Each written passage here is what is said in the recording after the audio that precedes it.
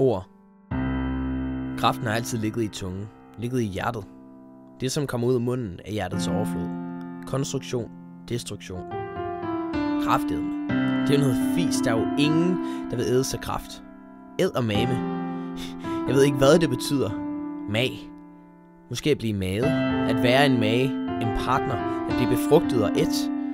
Det er der heller ikke nogen, der har lyst til. At blive et og bollet på samme tid. Kun edderkopper. Satanedme. Hvad ved vi overhovedet om ham? Eksisterende eller ej? Efter sigende skulle han være ondskabens fader. Kom og æd os. For helvede. For satan, for fanden. Hvorfor er det, at vi siger de her ting? Det er jo idiotisk. Snak om at grave sin egen grav. Wow. Individ. Det er at lære, det er at tale, det er at forstå, det er at praktisere, det er at være. Bedøvende ligeglad. Bedøvende ligeglad med, om folk kan lide det eller ej. Beslutninger. Det er en overvældende tanke. En beslutning kan ændre alt. Vil ændre alt. En tanke kan lede til en tankegang.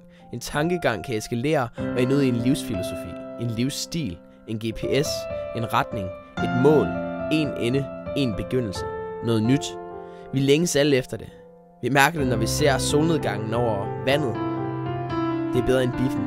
Når vi hører en livshistorie. Vi mærker suset. Det er bedre end det gyldne tårn i Tivoli. Eksistens. Hvem er jeg egentlig? Hvorfor er jeg? Kommer det til at betyde noget, når jeg dør? Kommer noget overhovedet til at betyde noget, når jeg dør?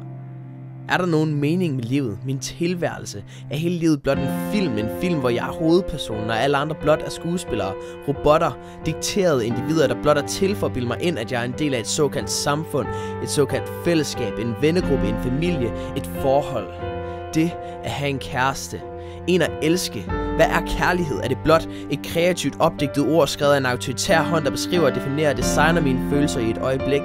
Vinden blæser, hvor den vil. Den kommer og går. Er det også sådan med kærligheden? Er det blot en momentær følelse? En momentær ekstase, der forekommer alene for at tilfredsstille mit fede ego? Mit fede, klamme ego? Kærlighed er blot defineret af mine omstændigheder. Det må jeg vel være. Hvorfor skulle jeg ellers have løbet efter hende? Tiggende efter endnu en chance. Du kan ikke gøre det her imod mig. Jeg har brug for dig. Uden dig er jeg intet. Jeg elsker dig jo. Hvem er det virkelig, jeg elsker? Er det hende, eller er det mig? Min identitet må være et produkt af, hvad der kommer mig med. Hvad hvis alle tilbad mig? Hvad hvis alle hadede mig? Hvad vil det betyde for min selviskhed? Min tykke, ubekvemte selviskhed. Hvad vil det betyde? Fuldkommenhed. Hvorfor vil jeg overhovedet have en kæreste? Det er en løgn, at det ikke fylder noget. Det er også en løgn, at det vil gøre mig fuldkommen. Er det realiseringen af virkeligheden? Livet er kort. Få det bedste ud af det. Og det søger vi så at gøre.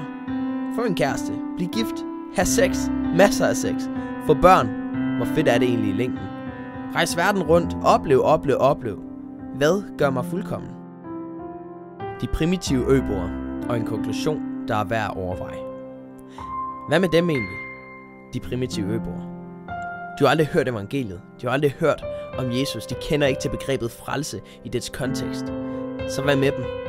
Ja, jeg ville ønske, jeg vidste det, men det gør jeg bare ikke. Skal de brænde op i helvede, uden overhovedet at have en chance for at vælge at leve? Jeg ved det ikke. Jeg behøver ikke at vide det. Jeg behøver ikke at kende alle svarene. Jeg kender ham, der kender dem, og han kender mig, og vi kender hinanden. Vi er bekendte. Det er fedt nok. Og så godt som jeg kender ham, tror jeg ikke, at han bare lige vil lade dem brænde.